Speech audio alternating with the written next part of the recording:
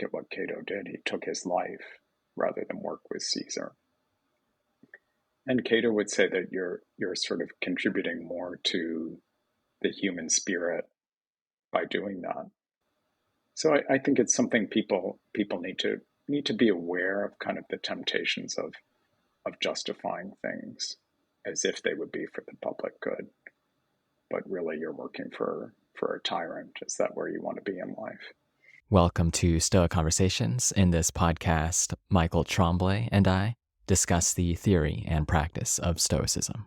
Each week we'll share 2 conversations, one between the two of us, and another will be an in-depth conversation with an expert. In this conversation, I speak with Professor Josiah Osgood.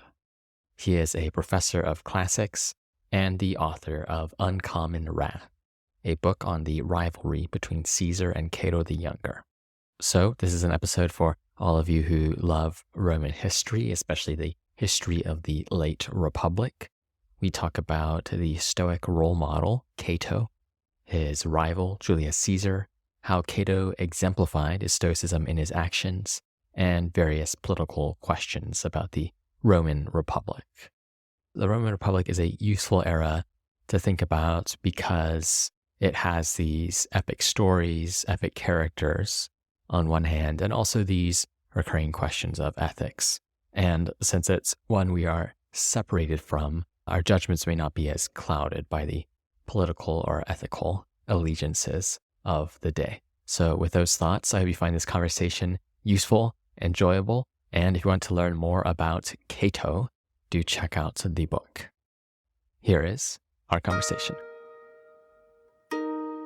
Today, I am here with Professor Josiah Osgood.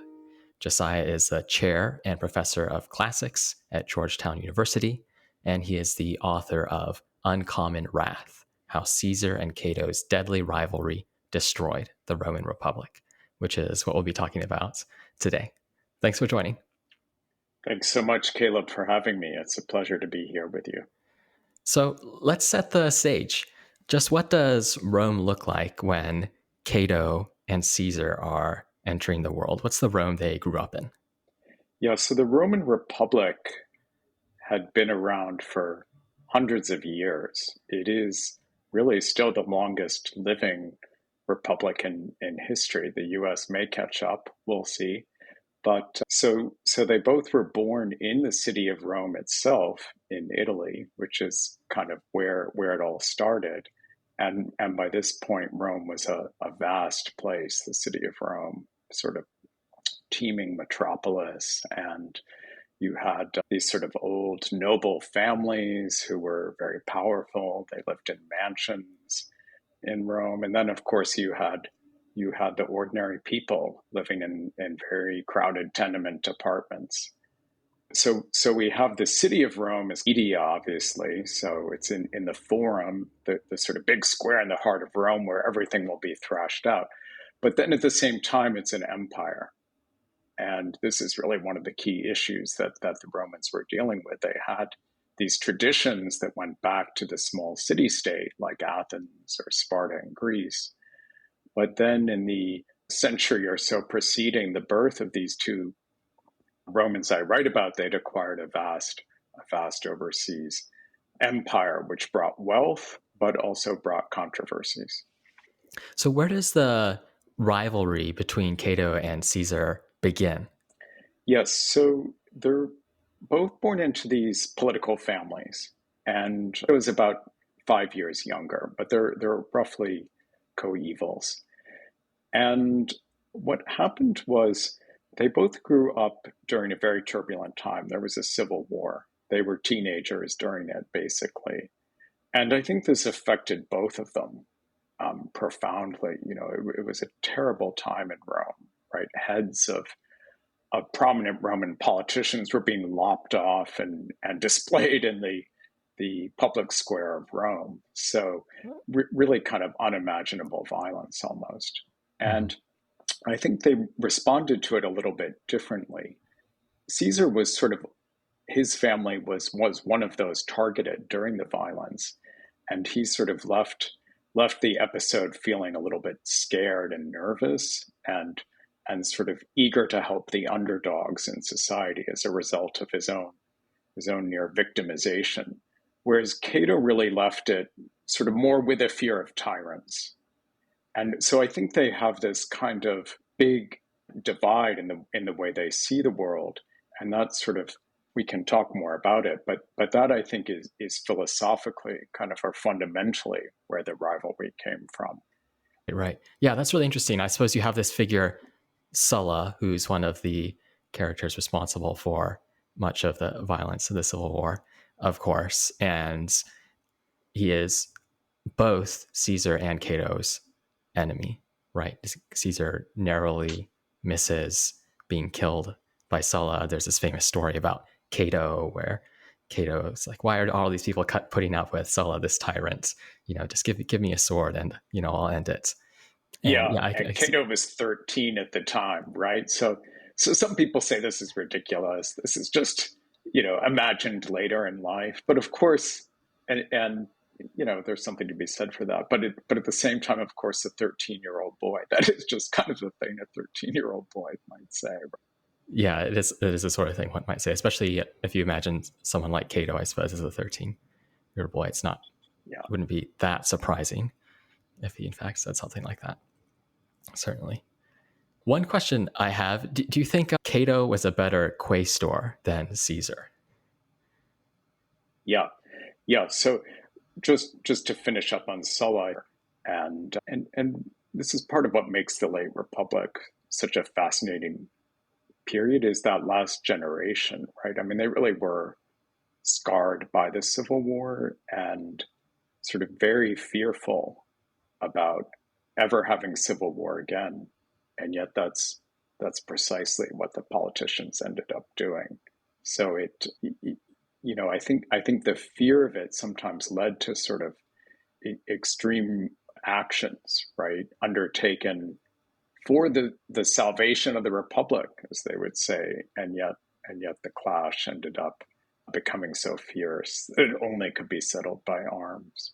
Mm-hmm. So quaestorship. Let's talk a little bit about politicians and political careers. So there's a ladder of offices, and you have to go up the ladder to get to the consul, which is the top office. But the first one is the quaestor. And this was a pretty lowly position. There were 20 of them a year. And it's basically a financial job. And most young Roman men who were doing it, they just viewed it as a necessary step on the path to bigger and better things. So let's talk about Caesar for a moment and then Cato. So sometimes the quaestors were sent to provinces overseas. As we said, Rome has an empire, has to be administered. So you have these governors who rule sort of like potentates if they want to in the provinces. But then you have the quaestor who does the finances. And Caesar was sent to part of the Iberian Peninsula, the province of further Spain. And apparently he was quite bored by it all and viewed this as really unsuited to his talents. So we are told by his biographers, this is another one of these stories where perhaps we should be a little skeptical. We're told he saw a statue of Alexander the Great while he was there in a temple of Hercules in Spain, and sort of moaned. He said, to think Alexander had conquered the whole world at this age, and I'm stuck here, listening to the complaints of provincials and doing the taxes. Right. So Caesar did his job there. Now, Cato is quite interesting, if we can talk about Cato for a minute here. So he held the same position. Everyone had to. It brought you membership in the Senate, by the way, so it was important. So Cato, we're told by his biographer Plutarch, who really supplies us with so much of Cato's life. Cato got the job, and we're told actually before he even ran for it, he sort of learned all about it. And he pestered people with questions. How does the quaestor do this? How does this work? How do you read the account book for the treasury of Rome? So he mastered the whole position. Then for his year in office, he was actually delegated to work in the main treasury in Rome. And he showed up the first day and said to all the permanent civil servants there, show me the books. And they turn over the ledgers, the public accounts, and Cato, runs his finger down them and starts spotting errors. This was completely wrong metaphor for Rome, but completely out of left field, right? Normally the quaestors, they didn't bother with this. They were just trying to get through this job so they could move up the ladder. But Cato really wanted to do it well. And I think we can talk more about some of the things he did, but basically the treasury never ran better than the year young Cato was in charge. He's about 30 years old at this point, by the way.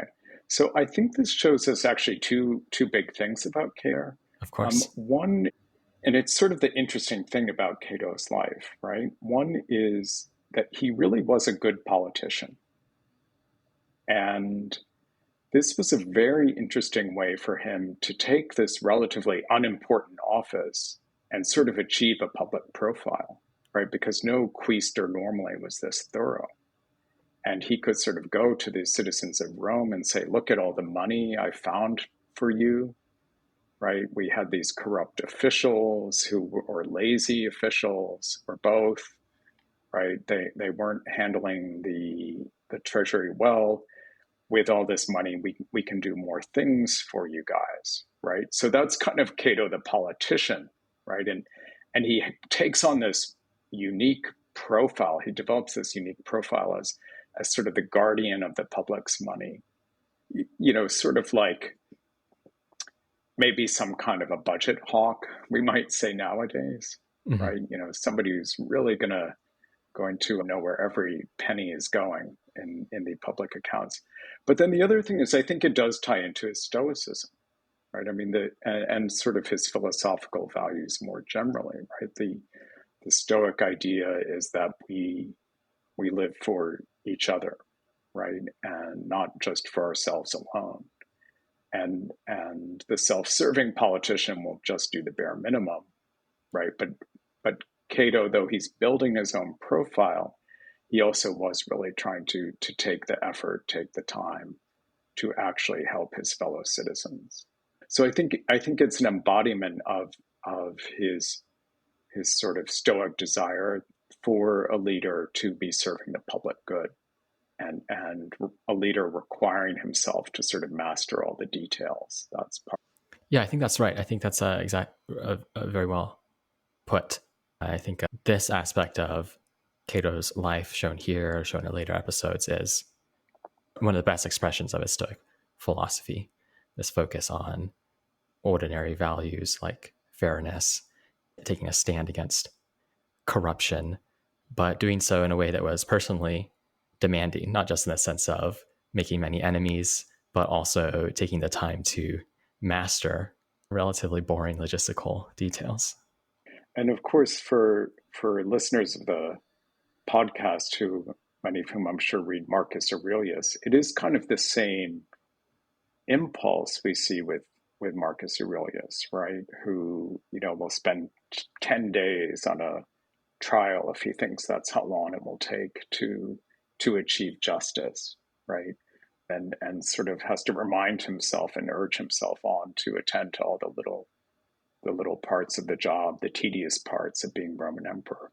Well, what's so interesting, right? So we see how the kind of practically a politician in a republican context rather than the imperial context is sort of trying to use Stoicism as a way to think about good governance.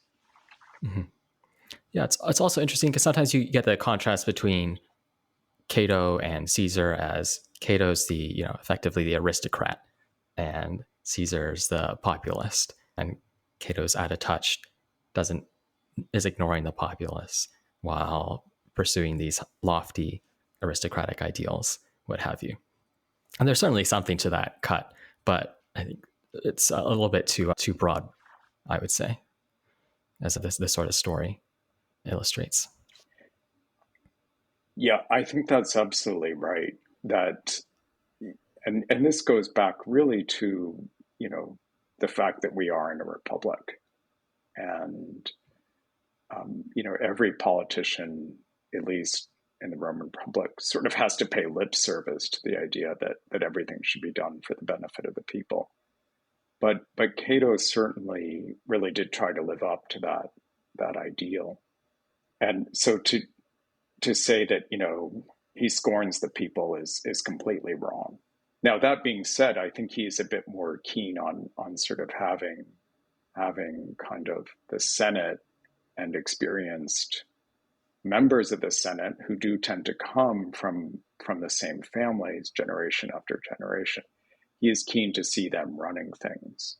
But I think that sort of ties into questions about how they then should conduct themselves, right? Mm-hmm. And that's part of why he's pushing Stoicism too, is that leaders have a duty to behave well. Mm-hmm. Well, how much do we know about how Stoicism entered Cato's life? Like, when did he become Stoic? When did he hear about it? Yeah.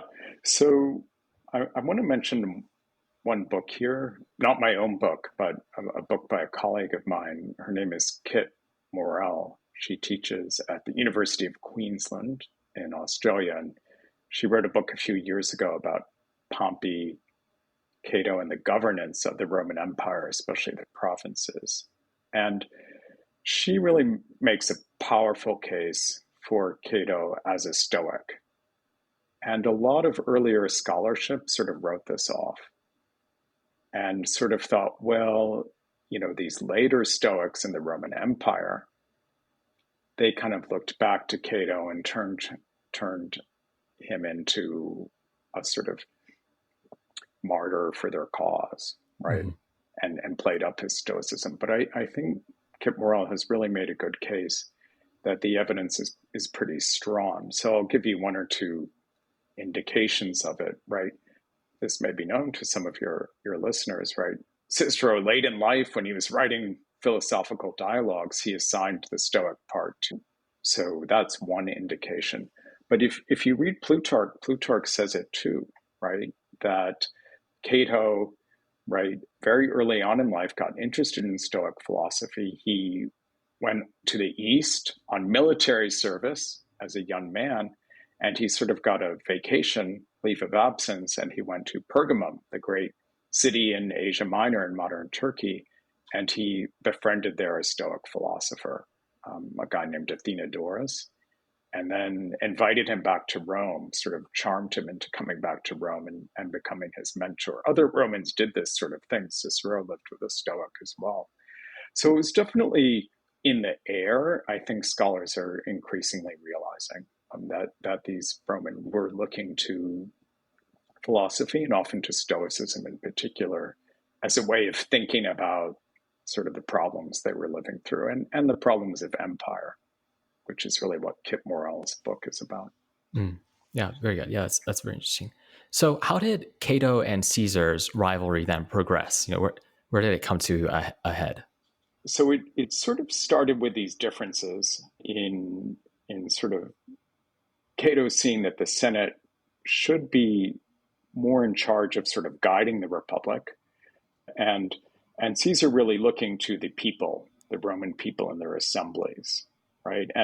And sort of the whole problem with the Roman Republic, one way of thinking about it, is that there was just this ongoing debate about where power lay. Contrast it with the United States, the founders, the writers of the Constitution. I mean, the United States really fundamentally does give more power to the people. And you can throw out politicians in the American system, right? In the Roman system, senators tend to be there for life. So there was this real debate. So they're taking different sides in that. But then there's a particular moment when the rivalry really began. And it was in the year 63 BC. There was a conspiracy by a disgruntled politician named Catiline from one of the oldest families in Rome. And he sort of felt the consulship should be his by birthright. And he kept losing elections. and grew very embittered, and actually ultimately decided to try to march on Rome to usurp office. So the two of them, Caesar and Cato, they're not at the most senior ranks, but they're getting there. And there was a big debate about what to do with some of Catiline's followers who were caught back in Rome.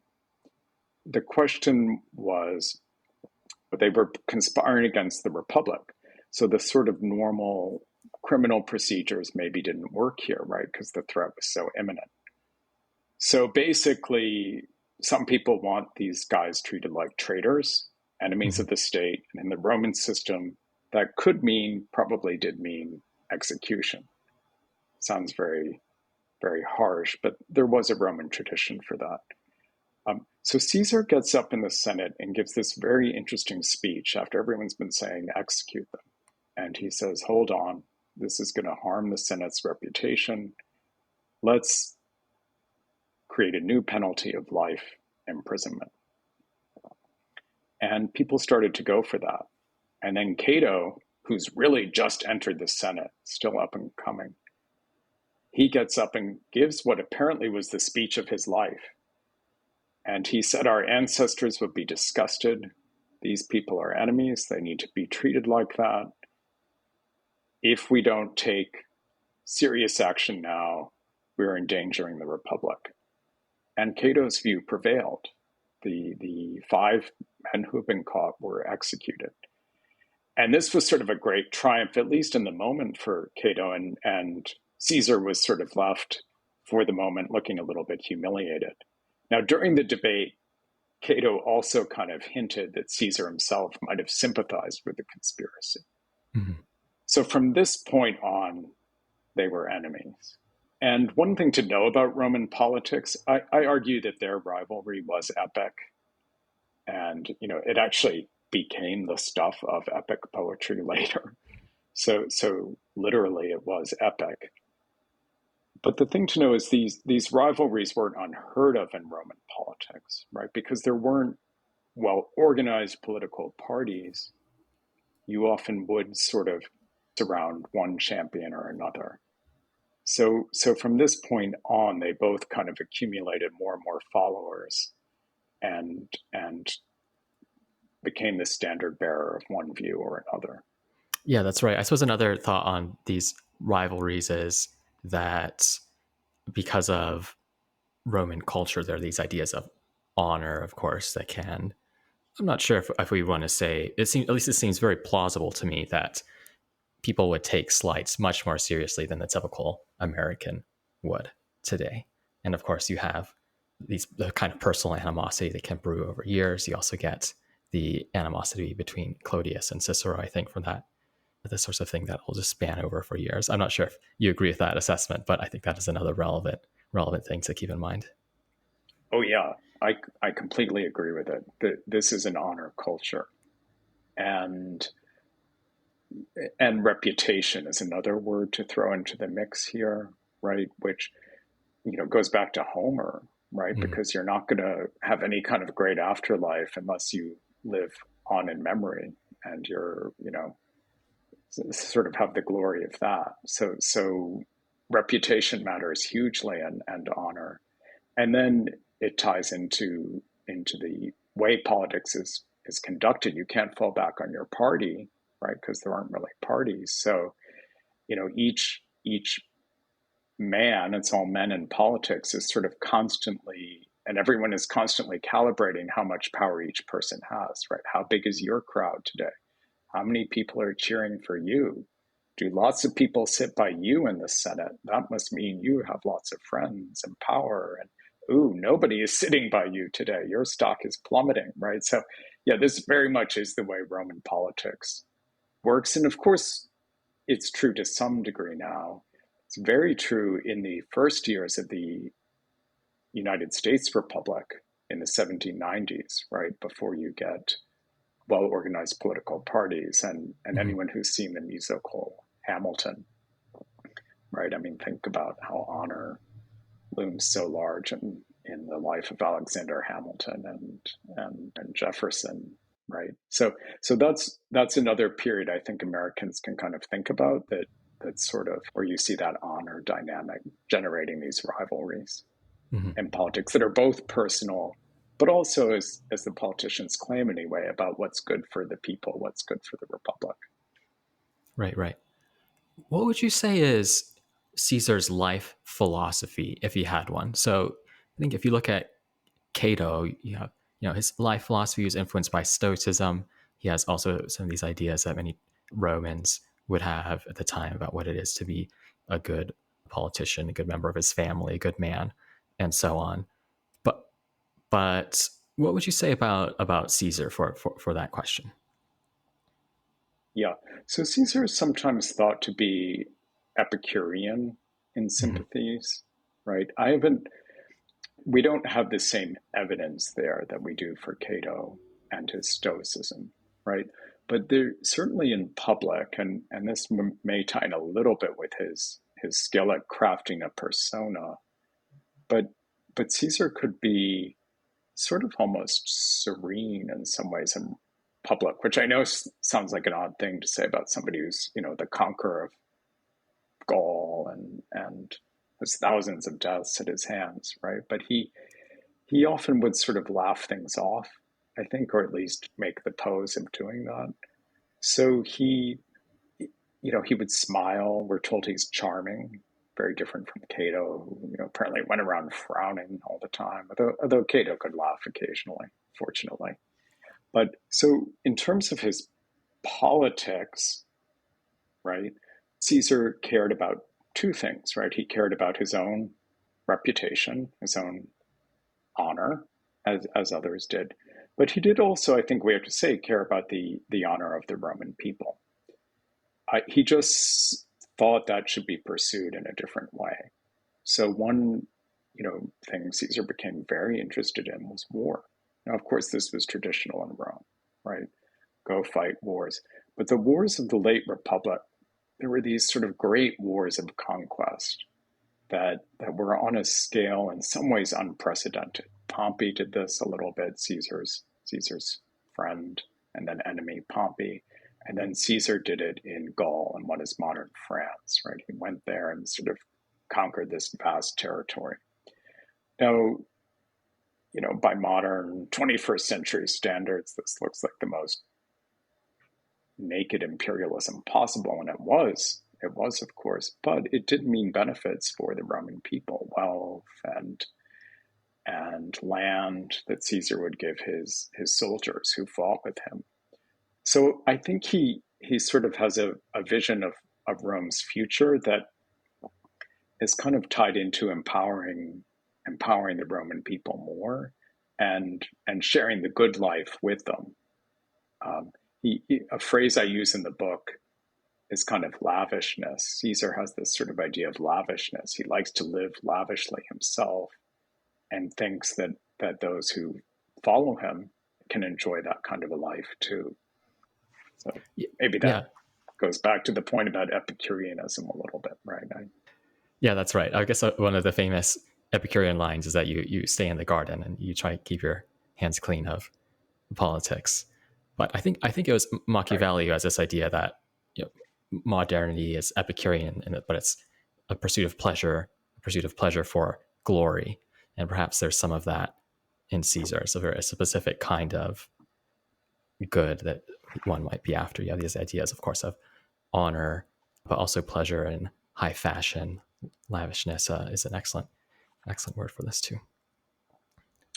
Yeah, I mean, clearly, maybe listeners of this podcast would choose to go have dinner with Cato over Caesar, but I think most people would probably rather have had dinner at Caesar's house. You would have had a more lavish spread, probably nicer art to look at, and very witty conversation pouring out of Caesar himself. So, Cato, you'd be quizzed about Stoicism and given some terrible wine to drink. Although there would be plenty of the wine. Cato did like to. Yeah, he did have drinking parties, I suppose we can say. Yeah. Maybe they would have. Like Socrates, right? Right. Well, I suppose now we can pivot to a different question if you like, but fill in some of the intermediary steps if you like. But one question I wanted to ask is, of course, Cato, he's seen as a Stoic model, yet at the same time, many of the decisions he makes in order to save the Republic do not, in fact, seem, at least in hindsight, to have the desired effect for him. His moral uprightness pushes away potential allies, and that brings up the question: was Cato ultimately a good steward of the late Republic? Yeah, this is the question about Cato, and I think about it constantly. And I'll just say at the start, I don't think, at least my personal view is there's not sort of a straightforward answer to that question. So it's something just to keep sort of thinking about. I think there are many facets to the problem, and it sort of depends about also what time frame you look at too, right? Maybe Cato kept a republican ideal alive for the very long run societies have benefited from, even if Rome didn't. So it's a fascinating question. The same question about Marcus Brutus, I think, Cato's kinsman of Cato a couple years later, and his assassination of Caesar, right? So how would I answer it? Kind of in the political realm, I think that Cato's rigidity, right, really is not how to make politics work. And if you want political outcomes where people are going to negotiate and talk with each other, try to find some kind of consensus that makes nobody happy, but can keep the peace, then those qualities that Cato excelled in, that were so good for publicity, for raising attention, probably were bad ones. So that kind of is my verdict on him in his own immediate situation. And he did give away potential allies, and with this sort of conspiratorial rhetoric that he favored, right, he kind of made Caesar worried about what would happen, and that drove Caesar to more extreme steps too. So it's kind of the furies of partisanship, right? Each side thinks they're doing the right thing, but goes further and further apart, and then compromise is impossible. Now, of course, sometimes you might think in life compromise shouldn't be possible, right? I mean, there are areas where people will refuse to compromise. But I think in this case, it really was the civil war that broke out, really what could have been prevented and probably should have. But Cato and his allies made it likelier and really caused it. So the other thing I'd say, once you're in civil war, right, you kind of have to fight the war to win. If you're going to go that way, you have to militarize.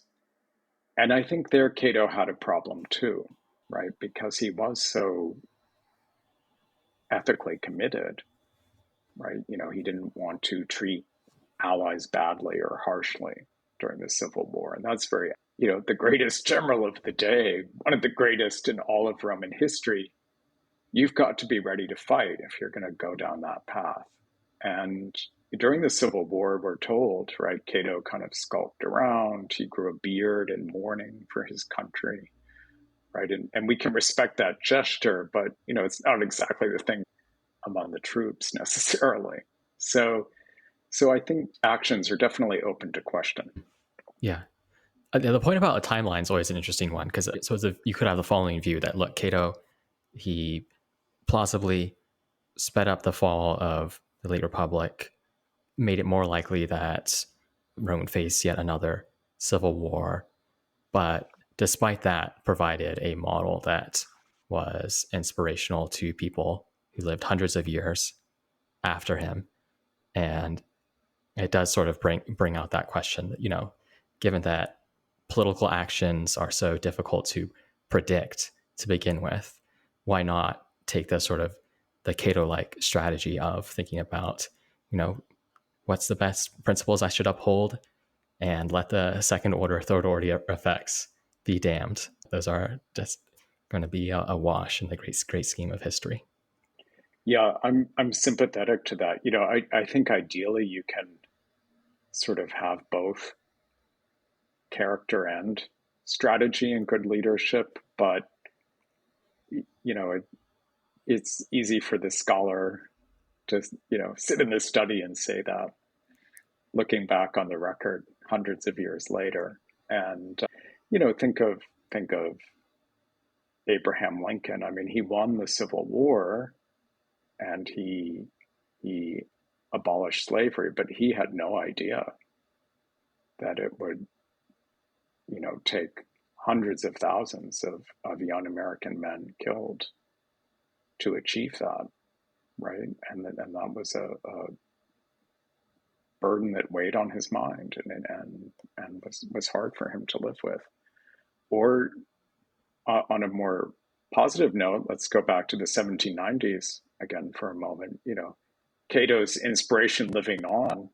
During the winter at Valley Forge, we know that George Washington staged the 18th century play about Cato, and kind of by Joseph Addison, and sort of tried to use Cato as a role model, right? Mm-hmm. We're trying to create a government where we're going to live for each other, not just for one king, and serve each other. There's going to be a lot of sacrifices to make that happen. And, if the French hadn't intervened in the American Revolution, maybe Britain would have won. So, yeah, these things, as you say, it's sort of a question, right? That anyone, even in less epic situations, is going to face. Do you stick to principles, and where do you compromise? Oh yeah, I think that's right. That's exactly right. Well, of course, we're a Stoic podcast, so we're going to be more on Team Cato, but we should also ask, what can we learn from a figure like Caesar, who perhaps, the Stoics thought virtue was unitary, so maybe they wouldn't call him virtuous, but he at least had hints of admirable qualities. Of course, he's exceptionally competent, listened to the Populist, and was, I think in one podcast you described him as almost demonically energetic. But apart from those facts, what can we learn from the man? So, yeah, I mean, in my heart of hearts, I'm Team Cato too, I think. So we're in good company. But I mean, Caesar is kind of a fascinating character. And, one thing that I think could be said about him, again, obviously, by modern standards, we're not going to think he started for his own ambition. But you've got to give him credit. I mean, he really was a superb leader. And out in Gaul, when he was in very dicey situations, the battles weren't going his way, he'd pick up the sword or the shield, go to the front of the line and rally the soldiers. And really had that kind of leadership quality that I think is very compelling. And there is something we can take from that, right? If you're in a leadership position, really sort of getting in there and achieving solidarity with everyone in your organization. That's the kind of thing where I think Caesar really did excel. He also, maybe this sounds a little bit cynical, right? But he was a wonderful writer, and he really sort of knew how to get a story out. And one thing potentially you could fault Cato for was, even though he did have these wonderful sort of skills at publicizing himself, right? I mean, it interests me that Cato left behind no writing, nothing, not a word. And we know this isn't really just because we've lost things. This was for some reason, kind of a strategy on his part. And Caesar kind of did know how to create something that would last beyond him. So I think there's something that one. Yeah, that's interesting. I think the only written piece we have from Cato, only aspect was writing, I think, is a letter to Cicero, right? Yes. How he can't essentially denying Cicero a honor Cicero had requested, I think. Yeah, it's a wonderful letter. Thanks for mentioning it. So when I say Cato didn't write, what I mean is he didn't, like Cicero, write Yeah. philosophical Hmm. works, sort of trying to explain how can you apply Stoicism to your life, Right. and maybe if circumstances have been different, Cato in old age would have done something like that, like Cato the Elder, his great grandfather, Right. became a writer of history. But he did write a letter that, because we have Cicero's correspondence, we have Cato's letter to Cicero. And we also have letters Cicero wrote to Cato. And those are, by the way, very revealing too, because Cicero was sent to govern a province of the Roman Empire.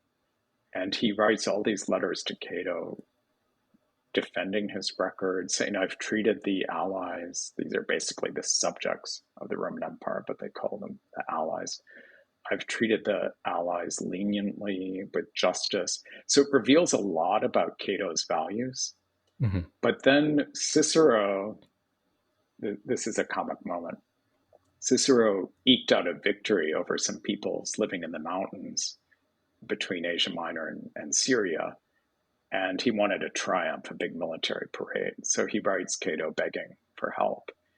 And, Cato sends a very disappointing note back to Cicero saying, basically the glory of having run the Roman Empire with moderation should be enough for you, Cicero. And Cicero is completely bummed. And then Julius Caesar sends a note, we don't have it all, to Cicero saying, Cato has treated you appallingly. Right. So that shows you Caesar's political talent, right? That he could sort of prey on Cicero in that vulnerable moment. Hmm. Yeah, it's a great story. Another question that always comes up in this is, was the Republic worth saving to begin with? You have all these structural problems around land ownership, the power of generals. And certainly one view that I find plausible is that the Republic is essentially expiring. And the question is, how fast is it going to last by the time Cato enters the scene? So I'm curious about that. How do you, and I suppose we can also contrast that with, what happened after the Republic. Perhaps it wasn't so bad, maybe worse in terms of some political liberties, but the, largely the Roman. Yeah, individual liberty. Mm-hmm. Right. Yeah, it's another great question, and part of why this period is so fascinating, right? So, I think the argument that the Republic had to go, to me, kind of the strongest point for that would sort of just be, how much civil war do people have to live through? How much violence? There's a lot of intermittent violence in the city of Rome as well, right? So from that point of view, arguably, for some period of years, decades, the Republic was kind of failing, right? So the question is, what do you do about that? And is an emperor the way you want to go? And how much better was life under Roman emperors? It sort of depended on who you were. So I is somebody committed to democracy, right? I think in the best of all worlds, the Roman Republic could have reformed itself and continue to stay committed to the idea that we're going to settle things through political debate, through votes. It probably should have gone more democratic, right? In my opinion, which really wouldn't be the way somebody like a Cato would have put it. But to solve these intractable debates, right, you sort of needed an arbiter, and in a democracy, the people become the arbiter. So, I'm not giving you a firm answer here, but I hope that those are a few things to think about anyway, right? That it doesn't have to be sort of a republic that has to die, but we can see why it struggled so much, Mm-hmm. and why people were prepared to look for alternatives. Right, right. Yeah, I mean, a follow-up question to that, I suppose, is you have some Stoics who, instead of opposing tyranny, decide that instead of they'll advise tyranny and make it as best as it can be. So Augustus has Stoic teachers and Hmm. advisors. I think Aristodemus is the most well-known one, and they appear to have made the choice that it's at least much better to have someone who can hold up some amount of order to prevent all this violence than rescue, what was left of the Republic. Yeah. So, I mean, I think it is, many intellectuals will find tempting Mm-hmm. to, to go back to Hamilton, to be in the room where it happens, right? Right. So, and I think we can, you know, sort of justify to ourselves a lot of things. And, in the government or in the organization, because I will be able to make it better and be a force for good, right? So I think we need to be aware of that temptation. Did, Seneca, well, I mean, maybe for a few years he did make Nero's government better than it would have been. And Nero, of course, was what, just 16 when Seneca Mm-hmm. took over. So there were some opportunities still. But, somebody like a Cato, I think, is going to lean more on the side of it's really better just to, well, I mean, look at what Cato did. He took his life rather than work with Caesar. And Cato would say that you're sort of contributing more to kind of the human spirit by doing that.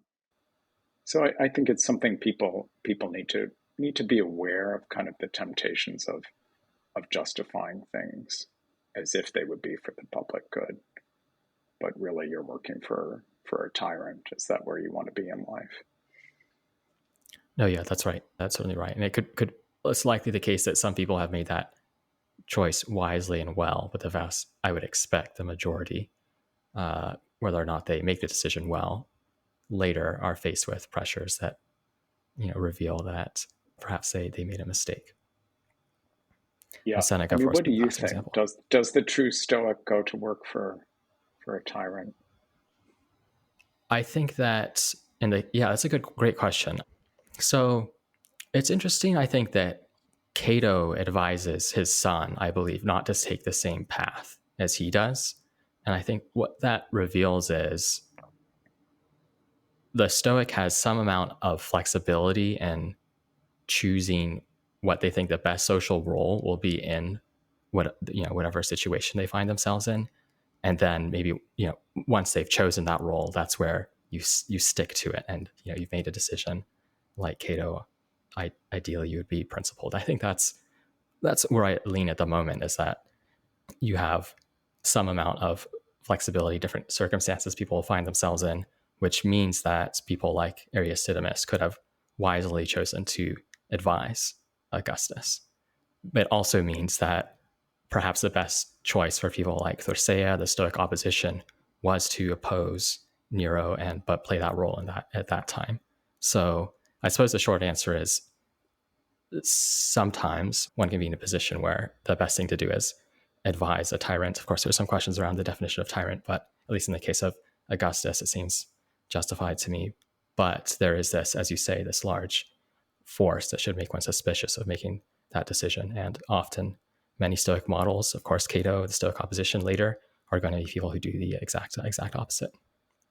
Yeah, I think that's really helpful, and I think that is a point to take away about Cato, right? Is his idea, as you say, that not everyone actually has to be a Cato, which I think is an interesting point of his Stoicism, as Mm. best we can reconstruct it, right? That there are these moments in the Civil War, when, for example, Cicero shows up in Pompey's camp to fight Caesar. And Cato says to him, well, why did you bother to come? You would have been better off staying in Italy where you could try to negotiate things.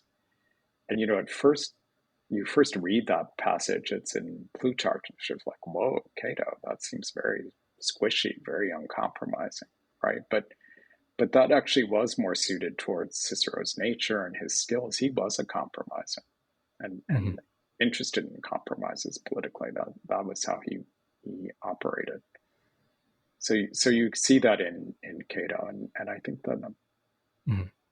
Yeah, I think that also comes up in the question of his death. Of course, you have the question: would Cato have been better had he accepted Caesar's note of clemency and worked to, improve things there, or would he just not have been Cato if he hadn't done what he did?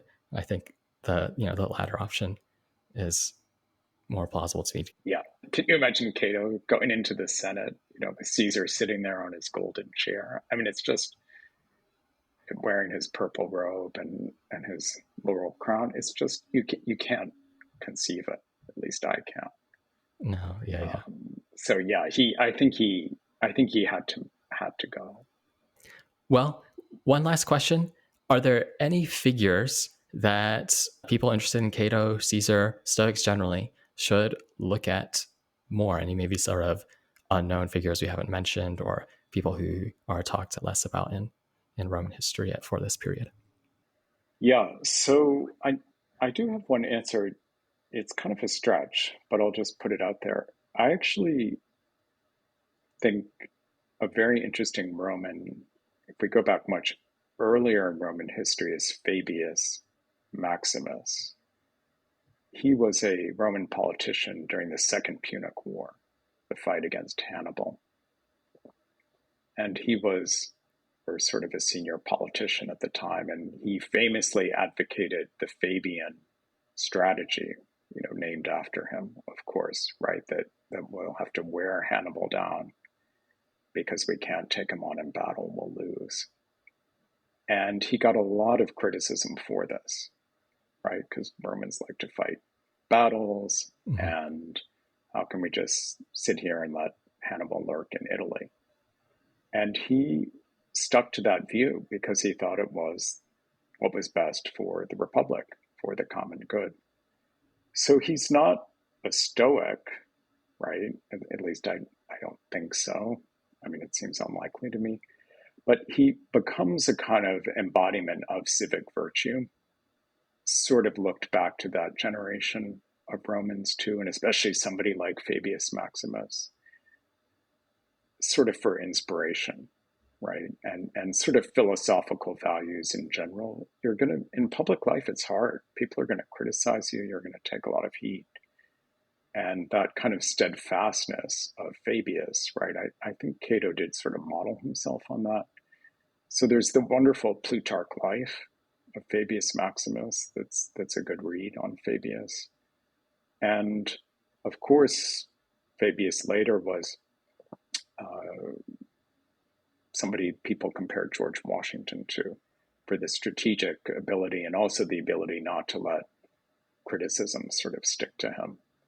So I think he's an interest, probably was an inspiration for Cato. I mean, he was kind of a Roman hero. So he had to have been in some ways a hero for all Romans, not just Cato. That's a great example. Well, is there anything else you'd like to add? Yeah, no, I would just tell listeners, if you're interested in Caesar and Cato, then check out the book. There's an audio version on Audible. And thanks for having me today to talk about Cato and Caesar, Caleb. Thanks for listening to Stoic Conversations. Please give us a rating on Apple Podcasts or Spotify and share it with a friend. And if you'd like to get 2 meditations from me on Stoic theory and practice a week, just 2 short emails on whatever I've been thinking about, as well as some of the best resources we found for practicing Stoicism, check out stoaletter.com. It's completely free. You can sign up for it and then unsubscribe at any time as you wish. If you want to dive deeper still, search Stoa in the App Store or Play Store for a complete app with routines, meditations, and lessons designed to help people become more stoic. And I'd also like to thank Michael Levy for graciously letting us use his music. You can find more of his work at ancientlyre.com. And finally, please get in touch with us. Send a message to stoa@stoameditation.com if you ever have any feedback, questions, or recommendations. Until next time.